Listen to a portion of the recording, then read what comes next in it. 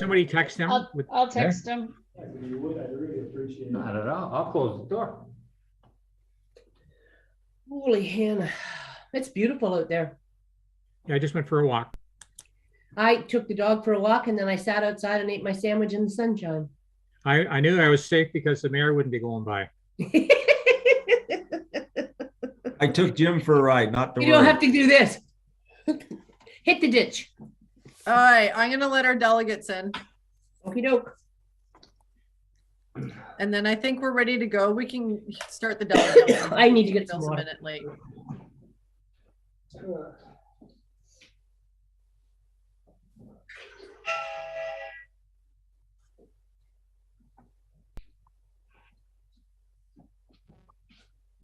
Hi, if I can ask you to mute yourself and maybe turn your video off until we call you for your delegations, that would be great.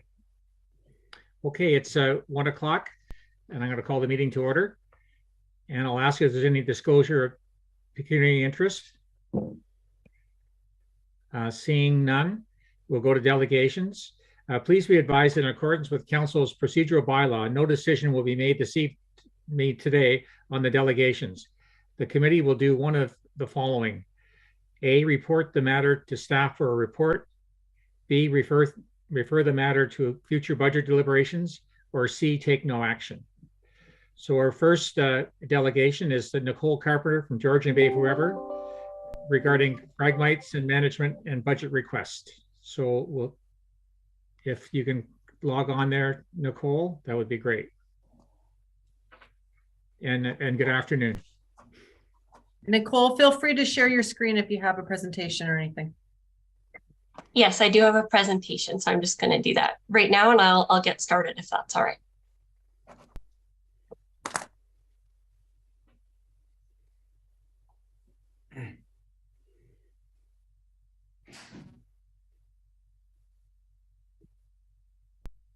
Okay. Hi, good afternoon, everyone. Thank you for taking the time to listen to my presentation today. My name is Nicole Carpenter, and I'm the Science Projects Manager at Georgian Bay Forever. So Georgian Bay Forever is an environmental charity with the mission to protect, enhance, and restore the aquatic ecosystems of Georgian Bay by taking action and funding accredited research on water levels, water quality, and ecosystems. One of our main programs, and the reason I'm here today, is our invasive Phragmites management project in southeastern Georgian Bay, in which we have chosen where we work based on where we feel invasive Phragmites is an issue, thanks to our donor support. We are also supported by volunteers, provincial and federal funding and grants, cottage associations, local businesses, Indigenous communities, and other municipalities that have actually started to incorporate Phragmites management into their reoccurring budget lines. So for those of you that haven't heard of it, invasive Phragmites is a perennial reed grass. So this means it grows back each year, and each year that it grows back, it becomes stronger, more dense, and taller. So it can grow up to 18 feet tall and as dense as 200 stalks per meter squared. It has no natural predators and no controls to limit its growth. Most commonly, places that you would see it are on the roadsides. So Highway 400, Highway 12, and Highway 11 are major travel vectors for invasive Phragmites spread. But it's also found along shorelines and in wetlands. It's quite competitive and it outcompetes all native vegetation, creating what we call dead zones. So these are areas with little to no biodiversity. It further threatens species at risk by providing poor habitat and food supply. Aside from these environmental impacts, invasive Phragmites can also pose a threat to human safety. So it has the ability to block out road signs and create blind spots at intersections if not properly managed on the roadsides.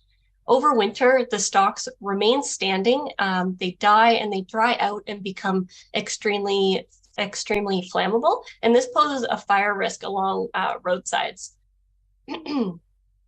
Invasive Phragmites also have the ability to soak up a lot of water. So they can impact shoreline hydrology, infrastructure, and decrease property values.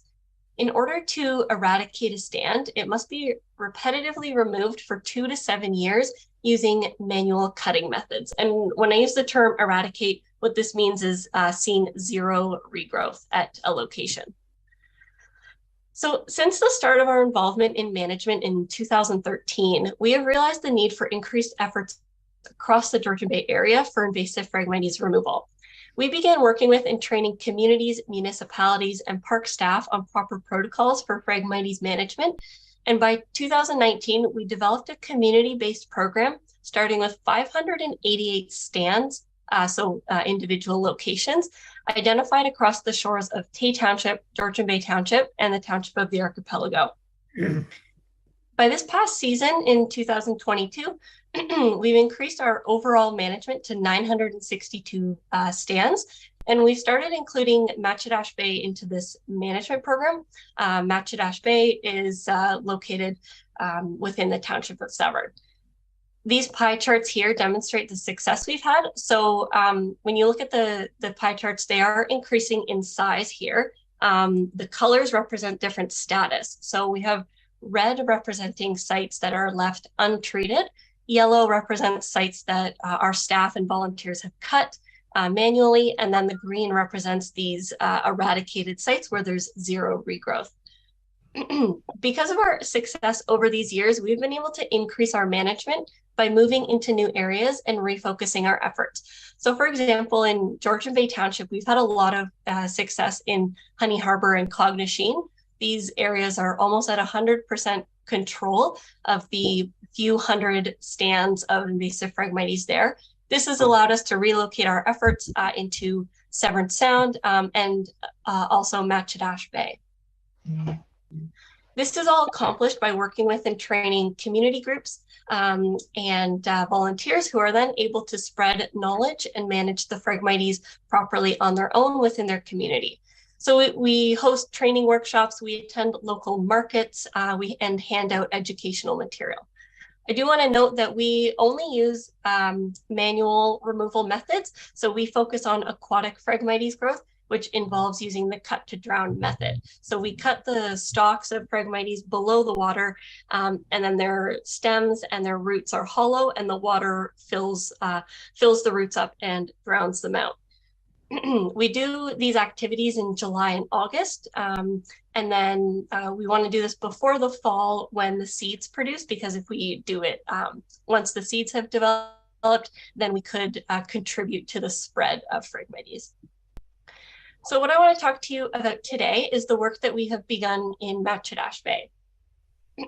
Matchedash Bay is a Ramsar site. This means it has been designated a wetland of international importance due to the sensitive nature of the wetland and all of the migratory waterfowl that utilize it. In 2021, we partnered with the Severn Sound Environmental Association to save Matchedash Bay. We have for a long time worked with SSEA. We work in the same municipalities, and we're always in close contact to ensure no duplication of efforts. So our Save Matchedash Bay program, my role is on the invasive Phragmites management side of things. And then we have Michelle from the Severn Sound Environmental Association, who is in charge of a species at risk monitoring portion, where her and her team conduct visual encounter surveys of turtle species throughout the wetland, which are directly impacted by the presence of invasive Phragmites. We have been lucky enough to receive in-kind support from the MTM Conservation Association, as well as substantial financial support from the Habitat Stewardship Program through Environment and Climate Change Canada on an annual basis. So we apply to this fund each year, and we are currently in the process of applying to it again for next year. Additionally, we received a 2-year fund starting in 2021 from Ganawena Meshkiki through the Eastern Georgian Bay Initiative, which will be up actually at the end of this year. These funds have allowed us to conduct the turtle monitoring, hire local students, purchase equipment, and host community cuts and attend events such as the Coldwater Farmers Market to carry out all of these activities. What I want to focus on as well for this budget request is the invasive Phragmites management side of the project. So here are just 2 maps showing the status of Phragmites in Matchedash Bay from 2021 to 2022. The colors represent the same thing as they did in those pie charts earlier. We do have some blue points on here that are representing native Phragmites, but this is not of concern to us. We just like to keep track of it. From 2021 to 2022, we had an increase in the number of sites. So currently we have about 80 invasive Phragmites sites throughout the Matchedash Bay wetland. This isn't necessarily due to the spread of Phragmites. This is more so due to the fact that in 2022, we were able to hire 2 students dedicated to this area that spent their entire summer working here. And we also got funding to purchase a canoe, and therefore we were able to access locations in the wetland that we weren't able to before with a motorboat. We are aware that much of the land around Matchedash Bay is designated provincial crown land. That's displayed here as the purple polygons. You'll see much of the growth is near Highway 400, along the hydro line that goes through the bay, all amongst the open bay itself and at the end of Tay Bay Road. There's also some on crown land as well, but I would like to note that invasive Phragmites knows no boundaries. So it will grow and spread wherever it pleases, whether it's from the crown land into the bay, onto residents' shorelines, or vice versa. The rapid growth and spread of Phragmites is why we need to continue our progress in Matchedash Bay. As mentioned earlier, it takes multiple years of removal before a site is completely eradicated. So anything left untreated does pose a risk to becoming larger, like these sites here on the left. This is not Matchedash Bay, this is Beausoleil Island, but these are invasive Phragmites stands that were left too long and are now costing a lot of money to treat. Matchedash Bay is a popular destination for hunters and anglers due to the many bird and fish species that use this area. These species are currently and going to be directly impacted by the presence of invasive Phragmites. So our request to the Township of Severn for 2023 is that of $5,000 to help continue our progress in Matchedash Bay. In addition to Georgian Bay Forever matching this support with our own dollars, this would be used for hiring summer students to map, conduct removal activities, and work with and train community members. So thank you again for listening, and I would love to answer any questions that council may have. Yeah, thank you, Nicole. So I'll open up for the committee if they have any questions or comments. Member Brennan. Yes, thank you, Chair Taylor. I just want to say I am so impressed with the work that's been done by this group with their efforts to get funding from multiple sources and the sort of science basis that they operate from. I think, wow, we're sure lucky to have them working in our neck of the woods. That's all I want to say on that. Thank you. Thank you. Thank you. Thank you for those comments. So would it be appropriate? I think we all think it's a good thing, and if we can have a motion that perhaps this could go to budget. Madam Clerk. Certainly, Mr. Chair. So the motion reads that the delegation by Georgian Bay Forever regarding Phragmites management and budget requests be received, and that their budget requests be referred to the 2023 budget for consideration. Great, thank you. May I have a mover for that, please? Moved by Member Brennan, second by Member McIntyre. All in favor? That's carried. Thank you very much for your excellent presentation today, Nicole. Thank you all for listening. Appreciate it. Okay, thank you. Okay, we'll go to our second delegation, Jennifer Morrison, regarding evaluation of current township bylaws and responsibilities for the rural residential homeowners. So good afternoon, Jennifer. And good afternoon, everyone. Good. If you could, would you be able to share your presentation? Or I am going to do that right now. Great, thank you. You're welcome. So I'm obviously visiting the township for a little bit of a different reason today. I don't know if anybody has actually had the opportunity to go through the presentation. I live at 1790 Kitchen Side Road, and this summer I lost all water to my well. I had connected, as you can see, I've put a picture here of the reservoir that was built by my neighbor. in September of 2021, which takes up at least half of his 1 acre property, which is right on my property line. And I did connect with the township on numerous occasions, and you'll see, I will just scroll down to the email communications I had with Emily and a few other people. The township had stated that there was nothing that they could do in regards to my neighbor building this pond. Well, it's not even a pond, it's a reservoir. And at that time, I had connected with the Environment Services and Environment Canada. And once again, Severn Township, where we live, doesn't fall under any protected sites. And I'm pretty sure everybody knows that. So unfortunately, my property isn't protected for the water sources. The cold water in the area are protected because that's where the wells are. Unfortunately, rural residential areas are not protected. So my concern here is this past summer, and it was directly a result of the reservoir that was built next door, we had to put in a new well, which cost us, obviously, I put the invoices here, it cost us almost $24,000 to have a new well drilled. I had 3 members of the township come out and take a look at this reservoir also this summer. And 2 of them were in agreement that this was a direct result of why our well went dry. And the plumber, we had a plumber come out too, and he also said that, and that's Wright's Plumbing.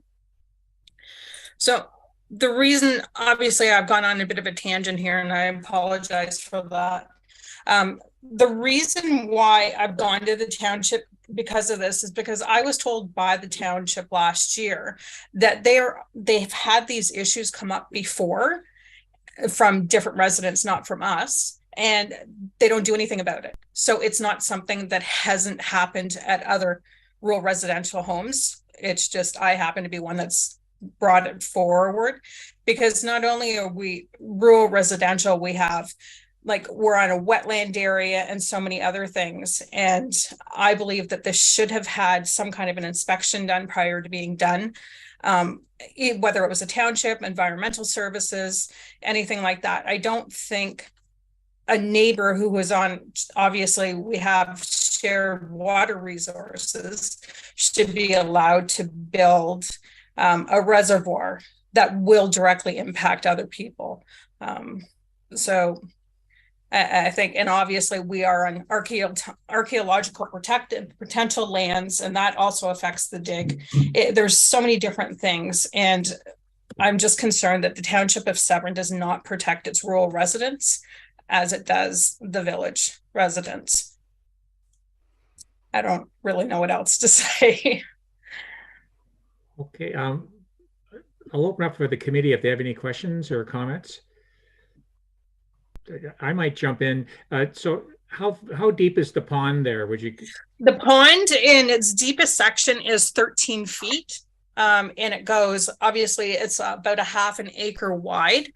So the deepest section is 13. And from what I understand, the shallowest section is 3 feet. And it's not like an ordinary pond. It's not a garden ornamental pond. I mean, if you see, I've got plenty of pictures attached to here, and it clearly shows that this pond was not used for like a purpose of just, like sitting around it. It's quite extensive. And they used it this summer for kayaking. So that should give you an idea of how big this location is. So it would, obviously it impacts our water, because when you look at this one picture right here, it shows you where the reservoir was built, and that's our farmland. So we directly are attached to that because we have almost a little over 3 acres. And we get all our water for our well from groundwater resources and underground resources. And that directly impacted what was the groundwater resources, and the fact that it was built on top directly near the underground spring. And I've got pictures, I believe they're in here too. It shows where the spring, the little rivers run underneath, and the property his well was built right on top of that. His pond. And on top of that, he had a generator pump there the whole entire summer, taking water from this reservoir. He did not once run out of water. The reservoir now is not half as full as what it was because that pump has been removed. So that there's obviously a connection between that and our well going dry this year. Okay, could you unshare your PowerPoint so we can, all the committee can back on screen there? Oh, just unshare it? Yeah, if that's okay, and then we can see if, yeah. I'll open up for the committee again if you have any questions. What I would like to ask for is if asking staff for a report for, and I have two questions. The first one is how the effect of a 13-foot deep pond would affect neighboring wells, as my first question. And the second question is, what about public safety for people, neighboring people and public walking by the ponds? Like we have a pool policy, and I saw pictures in there, kids swimming in the pool there, and yeah, people could walk through inadvertently off the road right into the pond. So that's why I'm going to ask for their staff could respond to those two questions, and if anyone has any others. I see Member Burkett has his sign up. Yeah, you're on mute there. Through the chair, are you looking for just staff's comments, Chair, or Yes. what are you looking for? Yes, it's staff's comments and recommendations to what Ms. Morrison is looking for, and then my two specific questions there. Okay, I'll wait to hear what staff have to say before I comment. Thank you, Mr. Chair. So I thought I would give staff a chance to have a look at the report and report back with their report. Oh, hold it. Yeah, go ahead. Sorry, through you, Mr. Chair. You're asking staff to come back with a report at a later date? Yes. So if I may, through you, Mr. Chair. Yeah. So we here at the township, I don't think we have staff members that are versed in water. None of us are water experts or how water travels underground. At least I'm not, and I know Miss Morrison isn't as well. So I think this is a civil matter between her and the neighbor. As far as ponds and what this gentleman has dug, his neighbor, we have lakes throughout our township. We have rivers throughout our townships that we do not fence. And this is very similar. We don't have a bylaw in our township that distinguishes between someone digging a pond. But we have a pool bylaw that needs a fence. Sorry, if I may, through you, Mr. Chair, I understand we have a pool bylaw, but what do we do with all our rivers and our lakes? Do we fence all of those as well? And maybe this is something we need to look at in the future, but as it stands today, I did come out to Miss Morrison's house and I asked her how deep her well was. And I can't remember, what was the depth? If you could just tell me what the depth was of your dug well. Of our dug well? Yes. It's 13 feet. Okay. So I know that I don't have any credentials, and I don't think we have anybody on staff with credentials that dictate how water travels underground. And I think you don't as well. So I think what this matter here is a civil matter between yourself and the neighbor. And if you were to hire someone that was versed, and a plumber, I don't think is one that can just say that it's the gentleman that dug the pond that caused your well to go dry. If you hired a water person that is versed in water travel underground, you may have more traction. But as far as our staff here at this township office, I don't think we can give you a staff report that's going to say yes or no. And we're very busy to do so. And I feel sorry that you've had to drill a well, but I've lived here my whole life. I've had dug wells. I've had to replace wells that were dug because they just wear out. They dry up. Just my comments. Member Cox? Yeah, through the chair. There's no legislation that we have in the municipality that deals with this type of thing. A staff member could maybe answer that for me. Yeah, I think rather than speaking for staff, let's let staff speak for themselves. That's what I'm asking now. Okay, if Katie. Through the chair to Ms. Kennard. Thanks. I saw Katie piped up, so she may have more knowledge than me. The challenge is to respond to Ms. Morrison is there is no enabling legislation that allows us to put rules around this. She was talking about cold water, there's source water protection, and it's very well defined. There isn't any legislation that protects rural. So we are a creature of the province and we operate under their legislation. If there's no legislation, we don't have any jurisdiction. So that's why staff has told her that it is not something the township can help with. And it really is a civil matter. But Ms. Mandeville may have something more useful. Yeah, we'll let Katie speak and then Member Cox. Yeah. Thank you, Chair Taylor. Just following up on what the CAO mentioned, myself and Emily did have some correspondence with Ms. Morrison.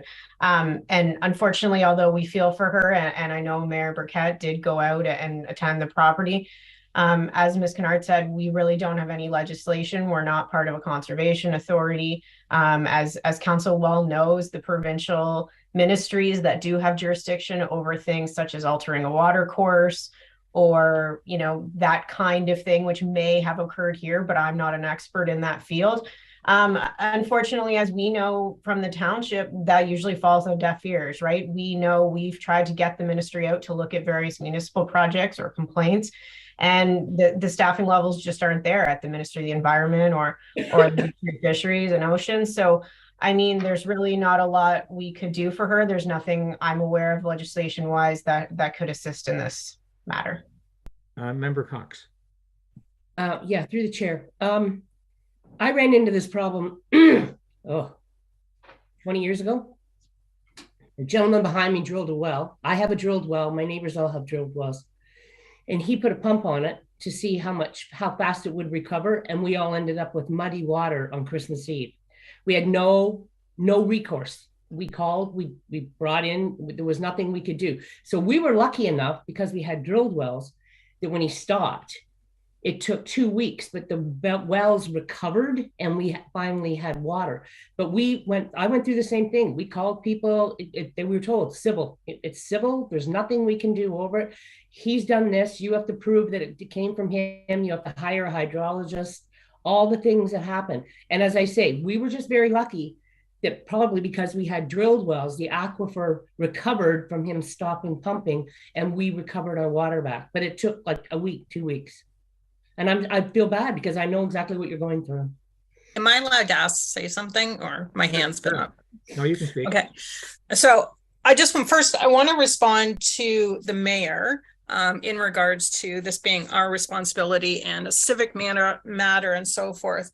Okay, I can appreciate that. However, I did reach out to the township last year about this, and I know that they're saying that there was nothing that they can do, and that's fine. But Judith, you just said 20 years ago you had that issue. Okay, well, here we are in 2022. Why has the township not done anything to change this? I mean, I'm a rural resident and I pay taxes. So how come I am not protected from my water? I know I'm on a drilled well, and that's something that I chose to do, and that's all fine and well. However, we know that pond, that reservoir had something to do with it. I've never had an issue with my well. It's only, we built the house 5 years ago. So it's not like 5 years a well is done. So this is where I'm concerned. I understand you don't want to help compensate for the costs that it's caused us, but the mental health issues that have gone around with it too. I don't know, has anybody lost their water for 4 weeks? Do you even know what that's like? So you do know what that's like. Mm-hmm. And this is my concern. The township has been aware of these issues for many, many years. And yet here I am having to deal with this because the township has not done anything to assist. Okay, we'll let the member Cox respond there. I'm just saying to you, when I delved into it, the whole point it comes down to is that he said, they said, and how do I prove?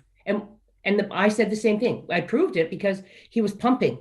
We knew he was. He told us after he did it. And when he stopped, it came back. But it comes down to a civil thing. And if we had any legislation, the he said, I said, it unless you hire specialists to do it, we'd be in the middle of lawsuits and civil suits totally all the time. And I understood that there was nothing they could do, because I only found out because he had that. But I mean, other times it's just too hard to prove. That's the problem, to have real proof. I'm going to ask the CAO to speak, Anyway, and then sorry. Member Burkett. I appreciate what Jennifer is saying, but the unfortunate fact is we can only operate under the statutes that the province allows us to. Wells are under the authority of the MOE. We don't have jurisdiction over what your neighbor does. And I get that's frustrating for you, but we only have ability to act where we have the authority to act, which we do not have in this case. Member Burkett, and then I'll let Jennifer speak. Thank you, through the chair, to Jennifer. Jennifer, I had a well go dry, and for whatever reason, I had to drill a well. And yes, I've been without water, and I understand, and I feel sorry for you. I'm not trying to dispute what's happened, but I'll give you an example that happened in my term here, sitting here in this position. We had a development in the Bass Lake Woodlands, and they were drilling their own wells in this one area. And the gentleman abutting the property said that his well had gone dry, and it was a drilled well. So the developer hired a hydrogeologist. I think that's the proper terminology. I think that's what it's called. And he paid for it out of his own pocket. And the report came back that it had nothing to do with the developer. So I think your only recourse is, if you want to pursue this, is you would have to somehow prove in a court of law through a civil lawsuit against your neighbor, but you would have to spend more money and hire a hydrogeologist to come in and assess as to why your well has gone dry. As it's been said by our staff, there is no legislation that allows the township to protect those that live in our rural communities. Okay, Jennifer, go ahead, and then I have a final comment here. Okay, so two things. I think I'm a little frustrated over everybody saying how we're not protected in rural residential locations. So what are my taxes for? Like, why do I pay taxes to the township if I have no protection? Yeah, okay, my road gets plowed and my garbage gets picked up. That's it. That's all. So where else are my taxes going if I have no protection for anything? If somebody in town lost the water to their well, they would be protected because they fall under that Georgian Bay water protection source or whatever it is. So how is that fair to me? Thank you, through the chair. The people that are on water and sewers pay for that water and that every month. So they have a right to have potable water. As far as in rural Ontario, when you buy your home, you may, I think, as part of and there's a real estate agent on board, you have to prove that you have potable water. It doesn't say that you have an unlimited supply of that water. That's not part of your contract. And maybe that should be when you're buying your house in rural Ontario. But, you know, growing up here and living on a well, and most people that move up from the city don't understand well and septic when it's outside, it becomes your responsibility, not the township's responsibility, to pay for a well or to protect you from saying that you will never run out of water, because again, we don't know how water courses travel under the ground. Okay. I have a question through to Katie. So Katie, can anything be done about health and safety for the public walking by there, especially when this pond is dug right next to her property, that there's no fence or anything there? And like, if it were a pond for cattle, there would be a fence there to keep the cattle in. So I don't understand where, I can't see much difference. If they dug this for a swimming pool, the pool would has to have a fence. So can that not be extended for a health and safety reason, that people don't going to fall in and drown in the pond? If I can, Member Taylor, I might defer that to our clerk. Ms. Gray's more familiar perhaps with the pool fence bylaw than I am. However, I do know, as the mayor previously mentioned, we have lots of water bodies, lots of streams, rivers, ponds in this township, and we don't require them to be fenced. So whether it's a naturally occurring pond or a man-made pond, That's not captured under our pool fence bylaw. So Ms. Gray might want to add something further. I'm not sure. I also just wanted to speak very briefly to the example that the mayor was talking about it in Bass Lake Woodlands. If there was a Planning Act application associated with this, then that legislation would give us the ability to look at impacts to neighboring wells. So as council is well aware, the township regularly hires a hydrogeologist to peer review things like new development proposals. So for example, if a new subdivision was going in, then we would hire a hydrogeologist to review that information and to ensure neighboring wells weren't impacted. So there is a layer of protection in place when there's a Planning Act application, and that's because that Planning Act, the Ontario legislation, puts that protection in place and establishes that legislation. So unfortunately, when there is no Planning Act application, when there is no permissions required to make a pond, that's why there really is no oversight from the township, because there is no role here for the township. And I would defer to Ms. Gray about the pool fence bylaw. Allison, could you comment on my trying to apply an extension to the pool bylaw for someone that dug this pond as a pool? Yeah, unfortunately, our pool fence bylaw is very prescribed and very strict and pretty tight as to what its definitions are as to when it does and doesn't apply. I can't speak today. So unfortunately, there's no way we could apply it in this circumstance. It just, the definitions just don't allow us to apply it as it's written. Can I say something about the definition? Yeah, and then I think we'll wrap this up. Okay. So the definition for the pool fence, actually, it does state in the bylaw that if anything's used for swimming purposes, and that reservoir was used for swimming purposes. So there's a gray area with the bylaws for Severn Township, just like there is for any township. And I'm very familiar with living rural residential. I didn't come from Toronto. I was born in Parry Sound, so I understand what the water issue. My concern is I would like to see changes made. I shouldn't be able to go out and put a lake on my acre of farmland without having to consider how it's going to affect my neighbors.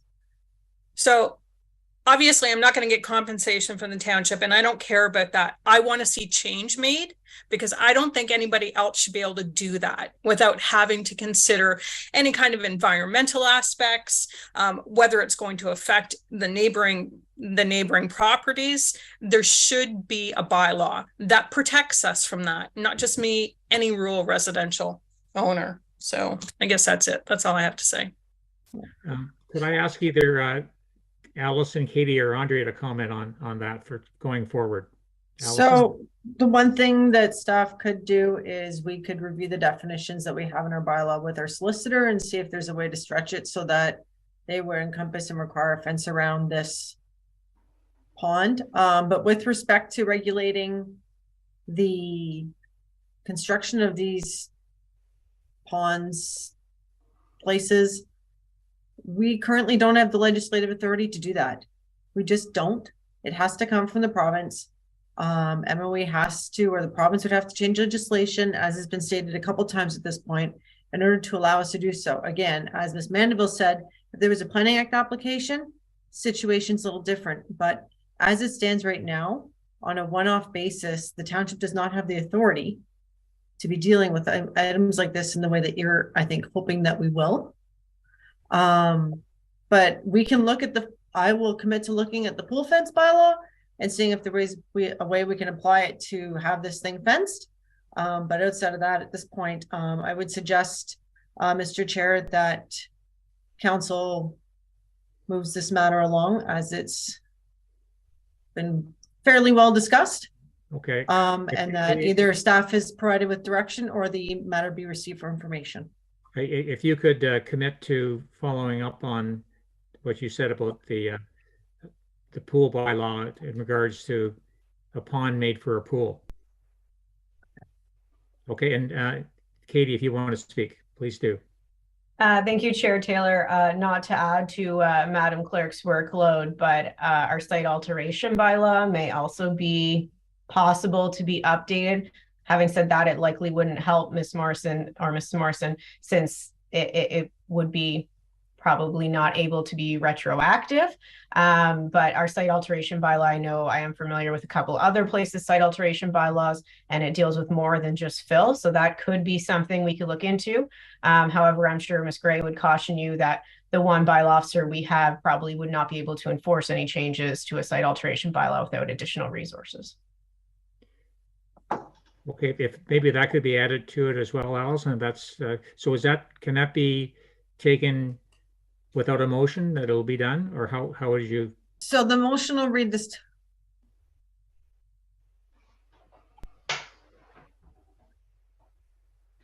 So the motion will read that the delegation by Jennifer Morrison regarding evaluation of Township of Severn bylaws and responsibilities to the rural residential homeowners be received, and that staff be requested to report back regarding the applicability of the pool fence bylaw and other bylaws on the pond.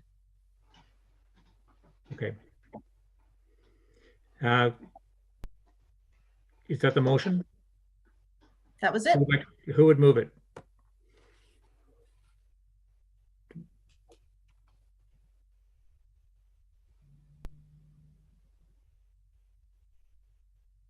Okay, if no one's going to move the motion, then I'll need a different alternate motion.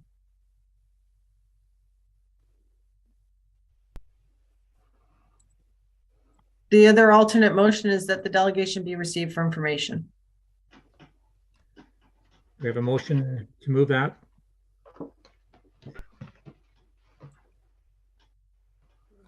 All in favor?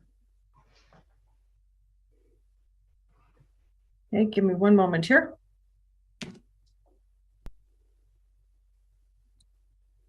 Okay, thank you. And motion is passed. So the delegation was received for information. Thank you very much for your time. Okay, we'll move to the next section, the consent agenda. Does anyone have anything to be pulled out of the consent agenda? Member Cox. You're on mute. Okay, I'm going to try it again. I think I said D.23 and D.24. Mm-hmm. And then you had D.26. And 2.6? Yeah, D.26.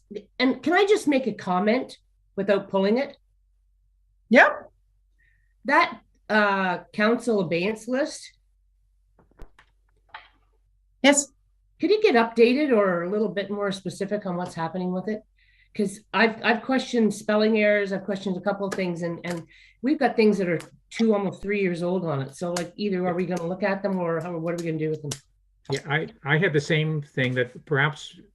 So perhaps maybe we should just pull the abeyance list for discussion. Okay, pull the abeyance list. Okay, so we'll pull item D.12 as well. Okay, thank you. Okay, adoption of the agenda. Perfect. So the motion reads that the agenda be adopted, including consent items, with the exception of item D.1.2, D.2.3, D.2.4, and D.2.6. Mover on that one, moved by Member Cox, second by Member Burkett. All in favor? Carried.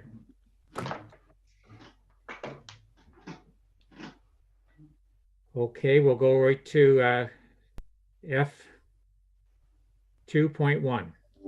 Madam Clerk. Thank you. So just over a year ago, we had one of our 2 members from the Accessibility Advisory Committee resign. And then we posted looking for some help. We approached appropriate local groups and organizations that we'd hope might know someone that would be interested, to absolutely no success. And right around the same time, the Township of Romero reached out because they've reached the magic population that requires them to have a committee. And so the thought is that we would have a joint committee with the 2 of us, which would make it a little easier for us to do recruitment, because we'd only require 1 member each. And then we'd have 1 council appointee each. And we'd move forward from there. Joint accessibility advisory committees are quite common. There's a large one in the county that incorporates 7 municipalities now. We're trying to keep this smaller and a little more manageable with just the 2 municipalities. But this is a specialized committee because the individuals that are on it are required to have some sort of disability in order to provide comment on stuff like planning applications, capital improvements for the township, things of that nature. So we're not looking to endorse who the committee members are at this point, just looking to gauge council's interest in having a joint committee with the Township of Wimmera. And if that's the case, then it'll go on the list with everything else at the start of the new term. Okay, any discussion, Member Cox? Yeah, through the chair to Allison. I agree with it. And if you're looking for a member, let me know. Okay, perfect. Thank you. Okay, do we have a motion for that effect, Allison? Certainly. So the motion reads that Administration Report number A22-031 dated November 9th regarding a joint accessibility advisory committee be received, and that council approve the creation of a joint accessibility advisory committee with the Township of Wimmera as outlined in the draft terms of reference. Okay, we have someone to move that. Moved by Member Stevens, second by Member Burkett. All in favor? Carried. Thank you. And F2.2, policy update regarding conventions and seminars. Back to you, Allison. Thank you. So as most of council will be aware, over the last 2 years, I've been going through the process of updating council policies. And we thought before the start of the new term, we should get this one in particular updated. So we have a clear understanding going forward of what the expectation will be. So the change we're looking to do actually brings us in line more with the other municipalities throughout the county. So it would be that obviously the cost of attending will be at the municipality. Members may attend 1 convention and or conference per annum within the province without having to come to council, because there will be a set budget. If there's someone who wants to attend a conference that's outside of Ontario, then that member would have to come and make their case to council. Outside of that, general training and seminars and stuff like that do not require council permission so long as they're within the budget.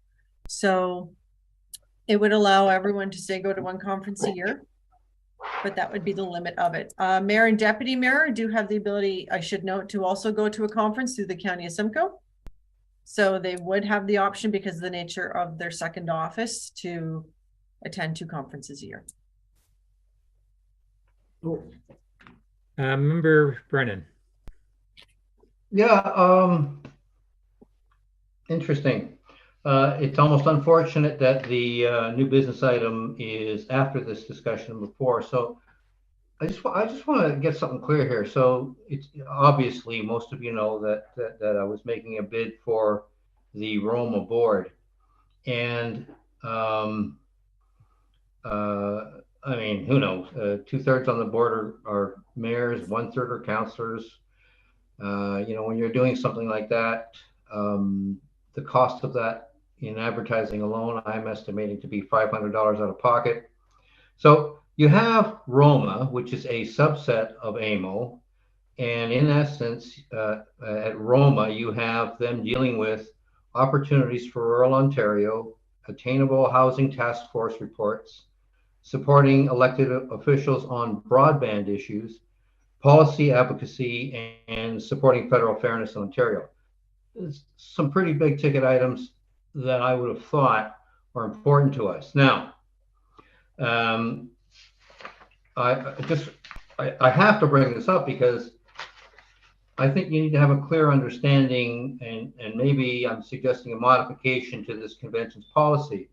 So currently right now, the zone representative in zone 4 is vacant. The mayor of that was there did not run again. And there are opportunities for Severn to represent itself if people on this council, you have to be elected and you have to go through that. Now, once a person, if you're successfully elected to Roma, then what happens is they meet, this board particularly meets 8 times a year. And basically there's a per diem that's paid, but all expenses are paid. for meetings with Roma, AMO board, committees, and so forth. So basically, if you are successful and you're going to represent your township, there Roma reimburses quite a few travel expenses, et cetera, et cetera. I guess what I'm suggesting is without some modification to your convention policy, the convention policy has a very strong disincentive to members of this council for trying to represent us in some of the broader ways with Roma or AMO and so forth. So I guess, you know, when I think about it in my case, AMO is pretty critical based on what I saw last year. It's also pretty expensive for any, certainly I think all, but even part-time counselors to contemplate paying their own way there. Roma is a little less expensive. The beauty of Roma is perhaps some of us can cover some of our own costs. But I just want to point out that if I was successful in the resolution under new business, based on this, I would not be permitted to go to AMO next year without paying my own way. And my cost, it's $600 including tax, $638 to attend Roma. There's also hotels, although again, in my case, I was originally considering that I can stay in Whitby and commute in by rail to cut some costs. And I'll have to consider whether or not I want to pay the $638. But on top of that, if you're bidding for council, there's another $500 investment.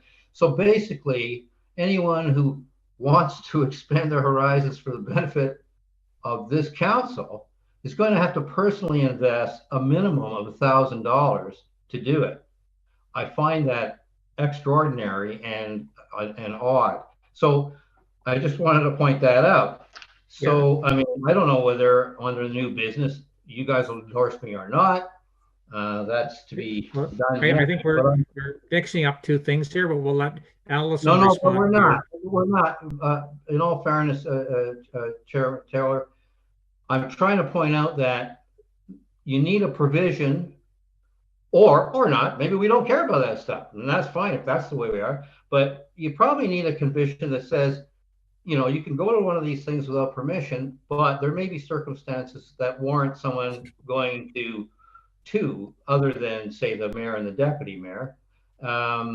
Maybe you want to have that in there. And, you know, either way, whatever it is, but from my point of view, it's something that I have to consider carefully because, you know, you can go your own route on these things. And I'm not talking about going there to network and meet up with friends. I don't even know any of these people. But what I'm suggesting is to have circumstances where there's an opportunity for us to bring in or promote things by council. And I just think you have to have at least have some way to bring a resolution forward to council to say, hey, would we consider this as an exception?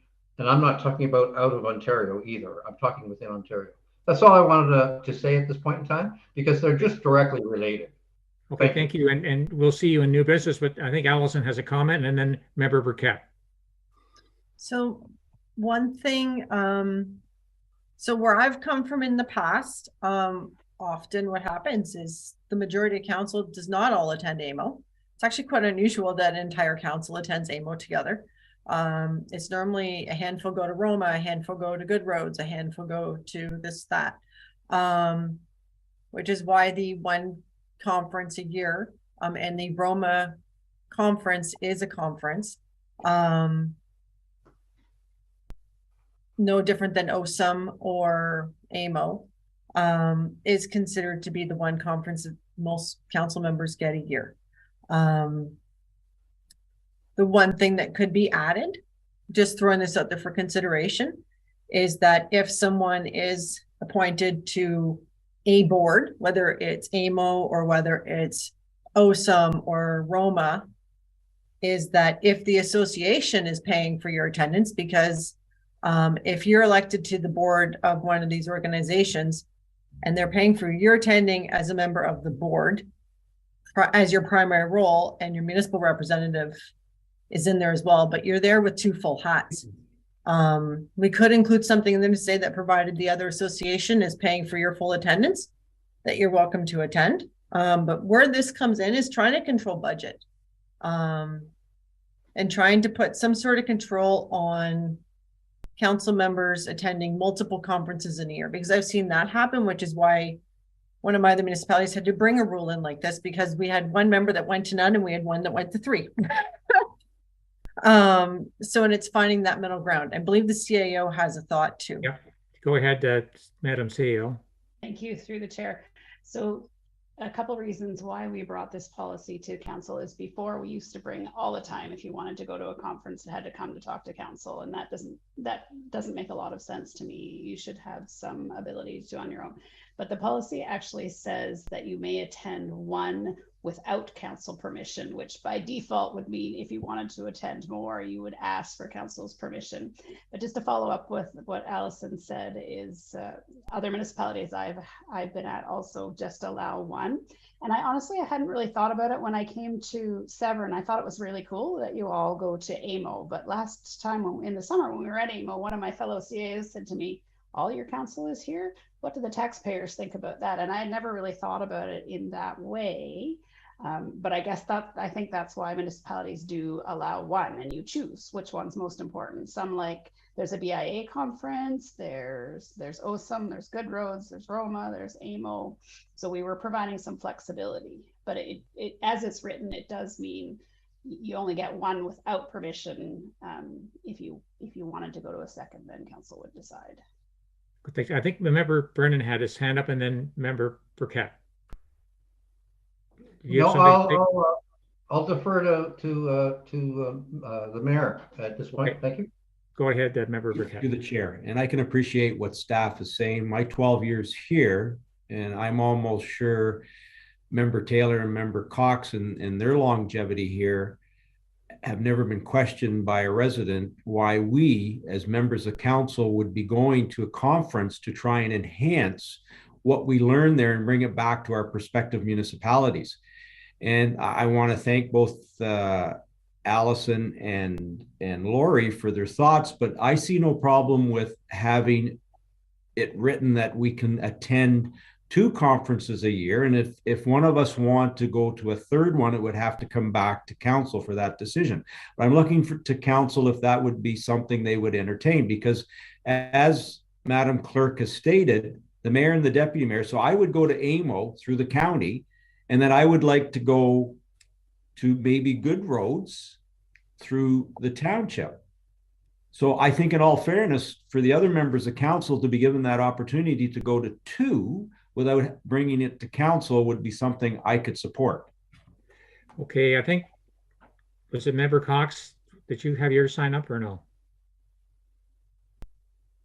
I think you did. I'm going to wait and listen. Okay, Member McIntyre. Thanks, Chair. I think it's fairly honorable that Phil wants to step in and join the Roma group if he can get the support from our council here, our committee, and for him to have to pay extra. I mean, he's going to be out $600-700 just to get down to Toronto to step into the position of trying to get on the board. So for him to be then shut out from AMO or wherever it may be in the next occasion, because he's volunteered to do this other thing, doesn't make any sense to me. So I'd go along with what the mayor says, having 2, particularly in Phil's case, because he's volunteering and stepping into something, and he's not made to do it. And he's going to represent the township, I think, in a great way. So I would concur with what Mayor Mike said about Mr. Chair, that we have possibly 2 of these, and maybe the exception is because Phil wants to step into the Roma matter and contribute there. So I don't think Mr. Brennan should be punished because he wants to do 2 things that represent his community. So I'm kind of leaning towards what the mayor had to say about it. Okay, let Allison speak, and then Member Brennan. So if council wants to go down this path, recognizing that there are 2 members that received the opportunity to go through county to 2 conferences, one municipal, one through the county, would this second conference permission then be limited to just the board councillors? Sure. I'm just trying to figure out where council would like to run with this, and ensure that there's some controls on it with respect to the budget side of things. Right. So, because right now we have a limited conference budget that is generally based on the idea of council going to one conference a year, because it has been historically the habit that all the council goes to AMO. But if we're going to open that to the potential of 2, then there could be a budget impact to that. Okay, I'll let the mayor jump in, and then Member Brennan. So through the chair to Allison, and Allison, in my time here, council has always been able to go to 2 conferences. So council, not the mayor and deputy mayor, because as I said, the mayor and the deputy mayor always went through the county to AMO. But my time here, it was Good Roads and AMO. And yes, our previous councils went together, and it was great to see that. And it was great this past time that our CAO went as well, because we all would go off in different directions to different seminars to learn different things. And no one is going to begrudge us what we learn at these conferences, because we can bring it back to our prospective municipalities. I think it's a great way for us to network. It's a great way for us to learn. And it's a great way for us to bring back those ideas to try and better our community. And I feel that if the council members want to go to 2 meetings, it should be it should just happen. Okay, thank you, Madam Clerk, and then Member Brennan. I'll get to you. Yeah, so just by way of clarification, then you're just thinking 2 conferences across the board, and we go from there. Yeah. And that's fine. I'm just looking to get it so I have it right in the policy. Okay, Member Brennan, do you have any more to add to that request? No, no, thank you very much. And just as a further to what the mayor said, years ago, Good Roads and Roma were together. That was a really good conference. When they split up, it's been diluted a little bit there, but just my comments. Member Cox. Yeah, through the chair. I understand where we're going with this, and I understand that it is good, but I just want to know what requirements Councillor Brennan has with this, because with some of them I know that there's various meetings and you have to go places, and who pays for your mileage and who pays for your hotel, or who pays for you to go to those. Just out of curiosity. Okay, I'll let Member Brennan answer that. Yeah, I'm happy to do that. That should be the next one. No, it shouldn't. I'm curious. Sorry. Oh, yeah. So based on the call for nominations that was submitted by Roma on October 18th, well, you know about the council resolution. Boy, it'll be embarrassing if that doesn't pass after all this. Anyway, but time commitment. Roma board meetings are 8 times per year, typically on the 2nd Thursday of the month in January, March, April, June, October, November, and December. They are in Toronto. The August meeting is held at the AMO conference, which complicates things. A midterm meeting is held every 2 years in May or June. In addition, board members may serve on subcommittees from time to time, or asked to be a Roma representative on other committees. Time for this will vary with the activity. The term on the Roma board is 4 years. Expenses. Roma board members are entitled to a per diem of $92 per day as of 2022 when attending meetings on behalf of Roma business. These meetings include the Roma board, AMO board, committees, and any other meetings where attendance has been pre-approved by the Roma chair. A per diem is not applicable to the Roma midterm meeting. Roma will reimburse travel expenses to all Roma board meetings, AMO board meetings, if applicable, and the summer retreat. And I don't know what that means. Travel expenses refer to airfare, train fare, car mileage, parking costs, public transit, and accommodation. Meal costs will also be paid to a maximum of $85 a day. I wish I got that when I was a civil servant. Okay, I just wondered. So I'm assuming that if you did get elected, you wouldn't be paying to go to Roma.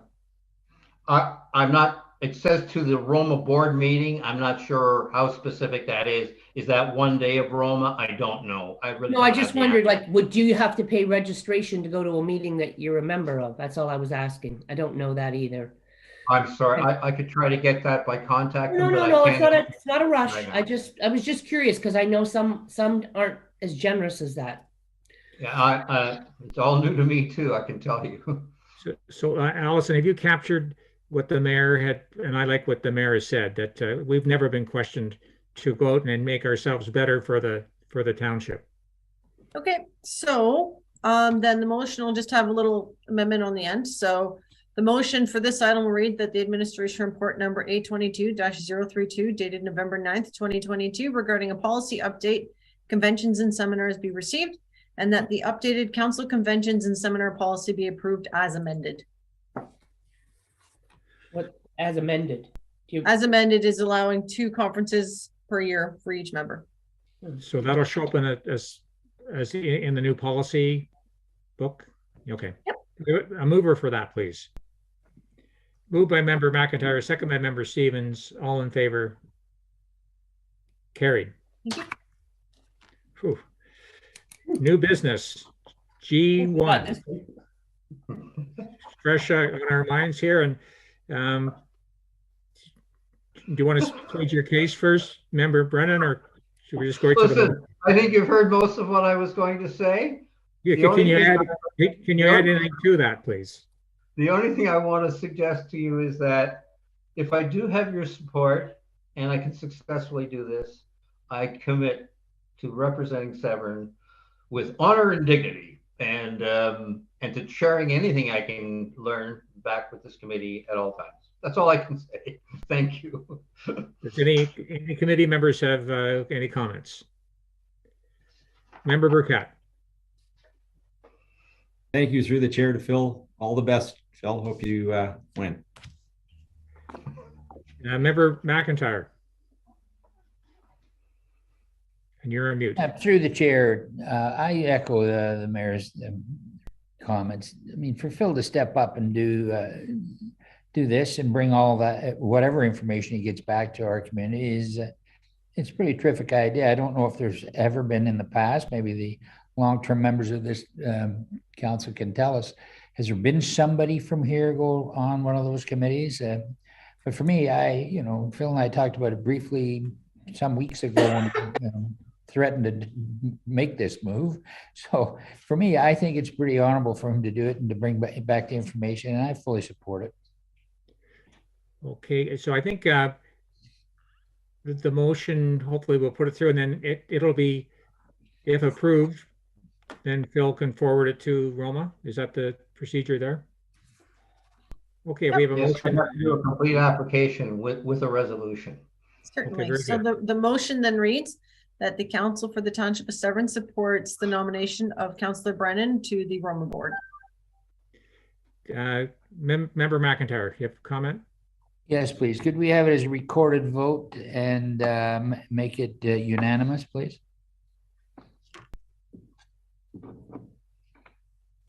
It's required. I don't vote on this, do I? I can't vote on this.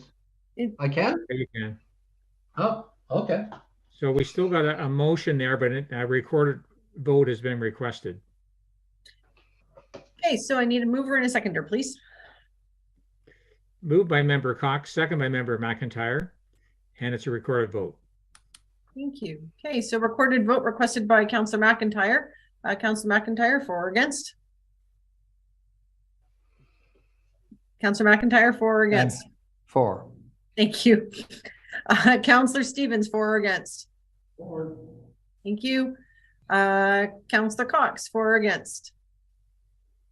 Thank you. Councillor or member Burkett. Sorry. For. Thank you. Member Brennan. For. Seems odd. Thank you. For. And Chair Taylor. For. Okay, carried unanimously. Great, congratulations. Thank you all very much. Okay, we'll go back to new business, E1.2.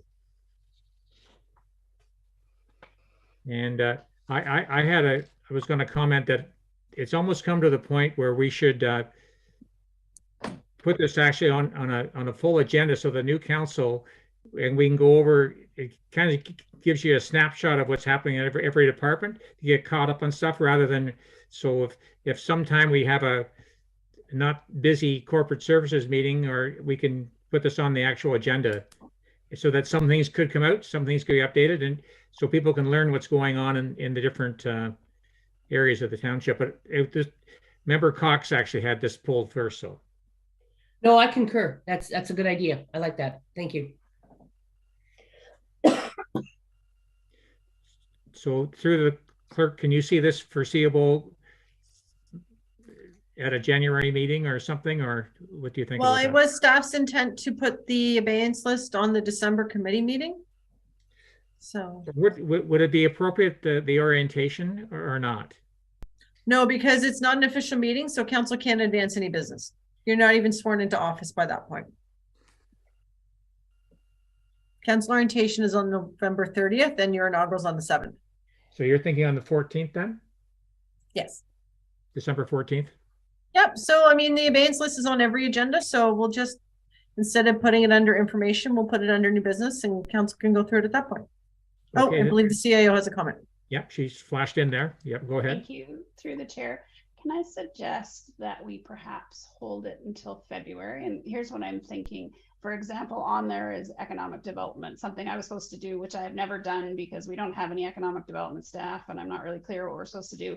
But it would be better to go through your strat plan exercise first to figure out what your priorities are. So if some of those things that we haven't got to become a priority, then we would put some funding and some effort to it.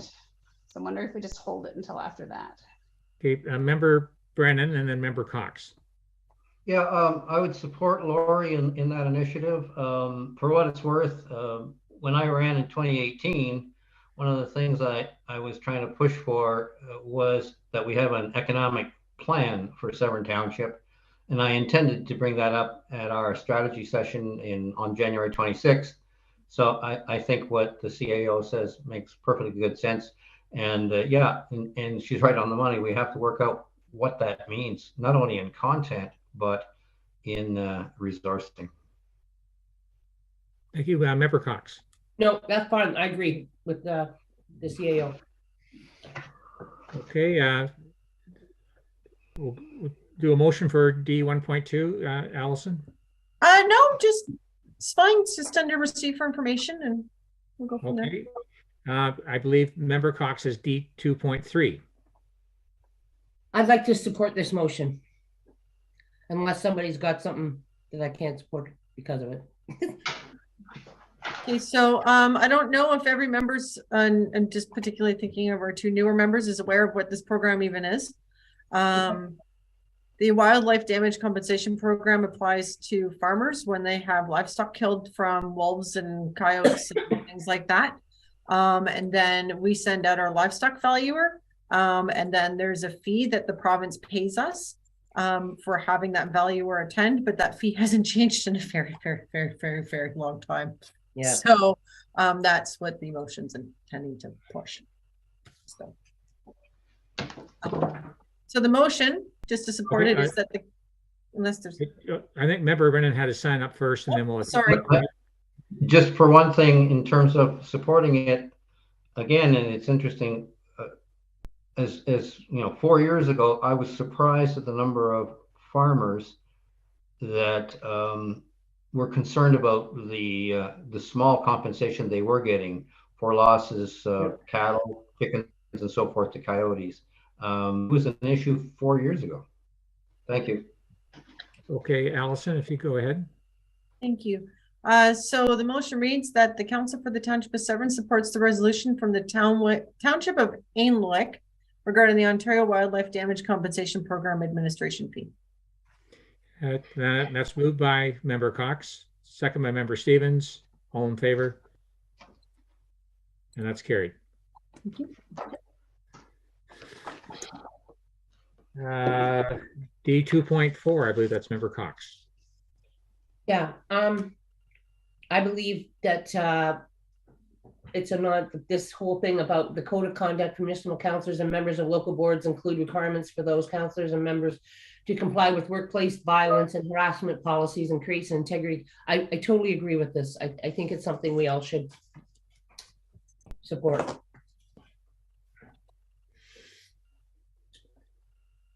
Any other questions, comments? Any comments by the committee? Okay, a motion there, Allison.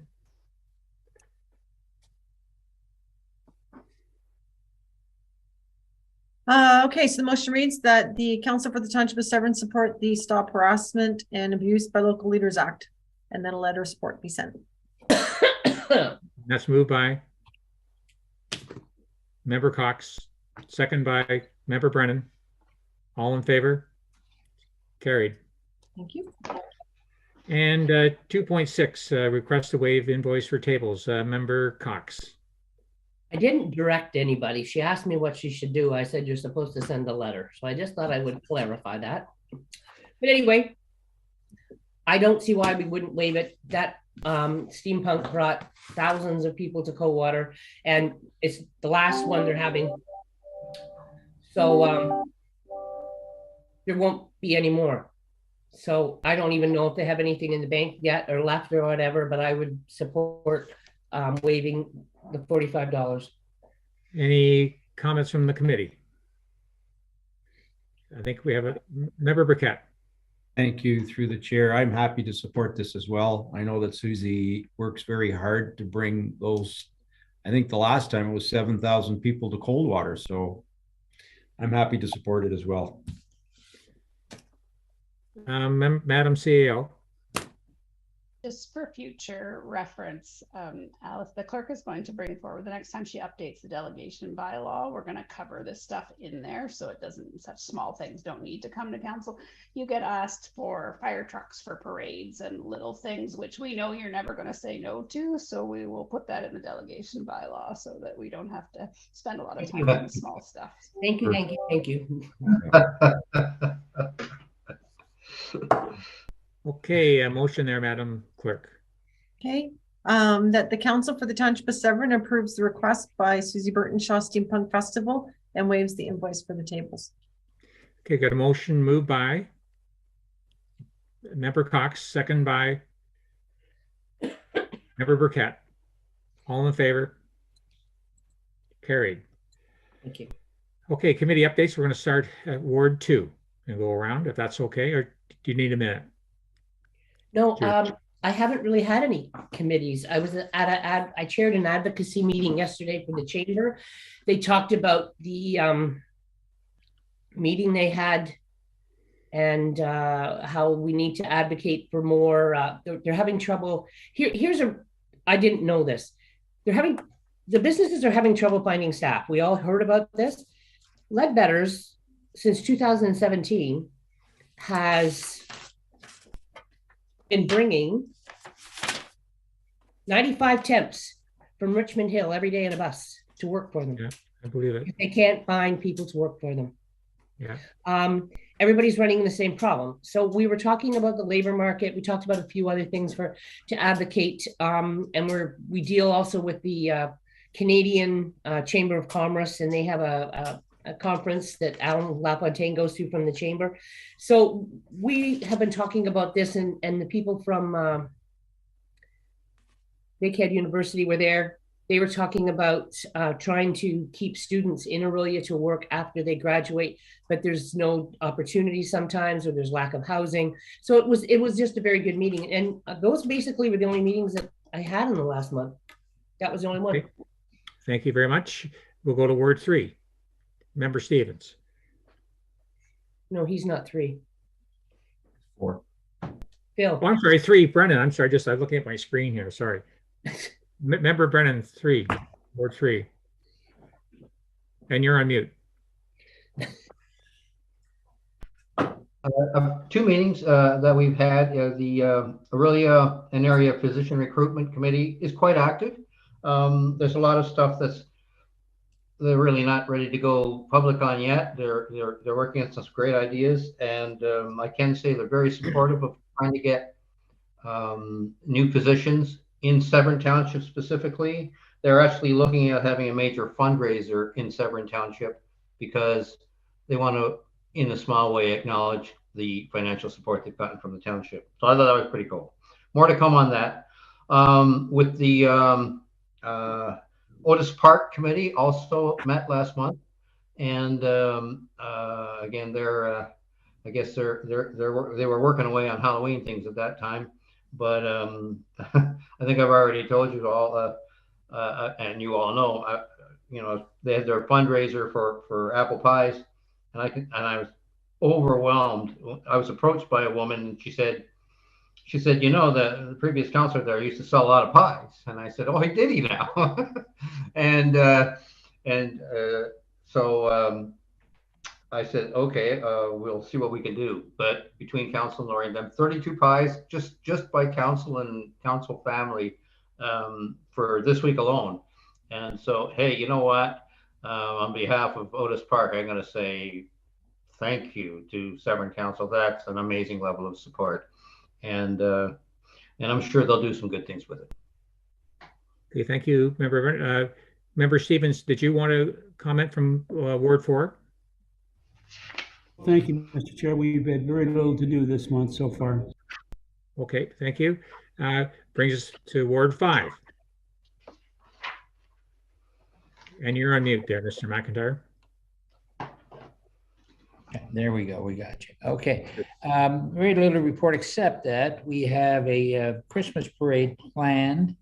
We had a committee struck off of an effort by Member Cox. In attendance were 12 people, not the least of which were members of the Lions Club who have agreed to, we're going to fly under their banner for the insurance. It'll be the Oswego Lions Club Christmas Parade to be held on December, Judith, 10th. We have another meeting set for the 21st. A number of people on the committee have taken on various roles in order to pull this off in a short window. I think we're going to be very successful, but the parade is going to be the 10th, like we say, and we're hoping for a great attendance. So 12 people on the committee, and we're really pleased with that. So that's about all for me. Okay, we'll go to the mayor. Thank you, through the chair. County Council, we're looking at our budget for this year, and it's at about $550 million. So we have a draft budget that this council is recommending to the new council that's coming in, and they're looking at a 3.5% increase. I'm not sure what the new council will think, and only 10 members from the old council will be returning to the new council in December. So it'll be quite a turnover. And those are my comments. Okay, thank you. I just have 3 items to bring up. Coldwater Mill, we had our AGM on October the 20th, and Mayor Burkett, Councillors Cox and Brandon attended. It looks good when the council shows up. Our new chair taking over for Gwen is Keith Prentice. Gwen is still the treasurer. There are lots going on at the mill. We have our Christmas market starting this Saturday. The children's Christmas market is 11 to 3 on the Saturday. And then it's 3 Fridays, November 18th, 25th, and December the 2nd from 5 to 8. There's vendors upstairs and downstairs in the mill, and a lot of good stuff there going on at the mill. Seg Bay Chamber of Commerce, we found out officially Fred in his golf raised $33,000, and $22,000 goes to the Midland Hospital and 11 goes to Wendat. So that's all Fred Waring's handiwork there. And I just found out today that they're having a check presentation on the 14th, and unfortunately Mike and I have a council meeting that day, so I copied you on the as well, Mike. And back to the Chamber of Commerce, we have a new president, Arthur Christasis, who took over for Najeen. And the chamber had a very successful after 5 at Raleigh Resort in Port Severn to celebrate a 10th anniversary. And thanks again to Mayor Burkett, Councillor Cox, Brennan, and McIntyre for attending. It looks really good when our township council gets out there. And at the Matchdash Community Heritage Hall, we're going to be decorating for Christmas on Thursday, November the 17th. We've got a few activities planned for there, and that's what's happening there. Member Cox. I'm sorry, I forgot the biggest thing of all, our Witches Walk. We probably had over 2,500 witches, and it came off very, very well. And now we're getting ready to do our Christmas events and promotions, and we're planning our events for the all of next year. We have an event every month in Coldwater. That's from the BIA. Sorry. And just to follow up with what Member Cox said, the Santa Claus parade's on Saturday, December the 3rd. And yes, it ends up with Santa taking pictures in the mill. With, yes. And before that, it's the one in Port Severn, Honey Harbor, in the afternoon at 1. That's on the 3rd as well, right? Yep. Yeah. Thank you, Mayor Burkett. Thank you through the chair. What's the theme this year for the Christmas parade in Coldwater? Do we know? Nope, I don't think they have one. I think it's Christmas. It's got to be a theme of some sort. No, just Christmas. Oh, the one in Washaga was Deck the Halls. Yeah. Deck the halls? And so you can bells and holly. Any comments for Madam CEO? I was just waiting for my turn, but I was thinking, Mayor Burkett, I think your Olaf costume would still be appropriate for any of those parades. My Olaf costume. That wasn't my update though, Chair Taylor. Is it my turn now? No, I think Member McIntyre had one comment there, I think. And you're on mute there, Jim. I'm on mute. Okay, just one comment. I was fortunate enough when I attended the Segway Raleigh event that I was successful in winning a prize for the spa facial, $195 value. Wow. And I'm offering it out to anybody who has some kind of a fundraising event. They can use this good fortune that I have as one of their perhaps door prizes, or put your ticket in the bottle or anything. Anyway, I'm offering it up. It's worth $195. It's a Raleigh's facial spa, something or other. So thank you. Just let me know if you need it or if you want it. Okay, thank you. Member Cox. Through the chair, why don't you offer it to the Washaga Lions Club? They might be able to sell tickets or use it for one of their fundraisers. Great idea. Through the chair, yes, I'll give it to Mary Rice. Yes, good idea. I withdraw my offer, and I'm offering it to the Lions Club. Thank you very much. Okie dokie. Thank you for the committee updates. Then we'll go to the CAO for any update from there. Thank you. Through the chair, it has been insanely busy. I think both the clerk and I thought once we got through the election, we would be relaxing.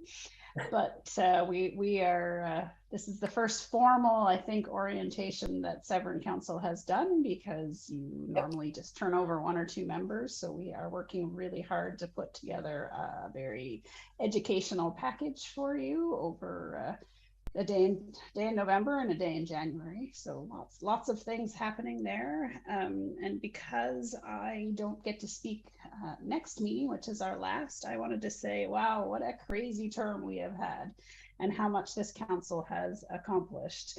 So this is the first time in my career that we've had 2 members change over in the middle of council. Normally, sometimes you get 1. People have health issues or different things happen, but I don't know if Allison's had more than 1, but I've never had 2. So that was a big job. And then you had to manage through COVID, which we learned to be flexible together. And I think that was great. And I was just making a list as you were talking of all the big things that has been accomplished over this term. So we just finished the OP.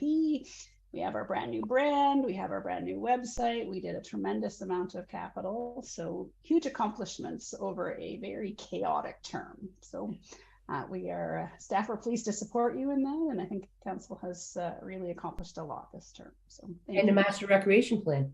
Right. It was not an exhaustive list, but I know, I just that were top of mind. There were a lot of big projects that got done, on top of being insanely busy because our growth is so huge, on top of managing COVID. It's been a lot. So it's been good.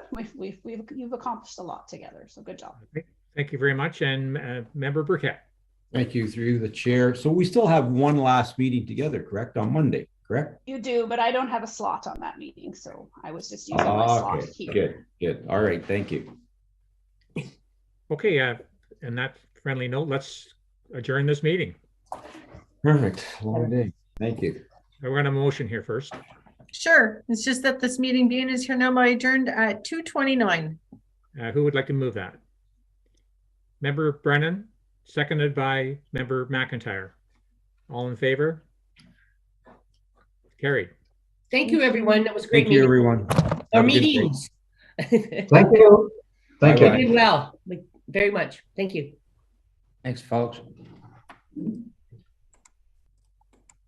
Just said thanks.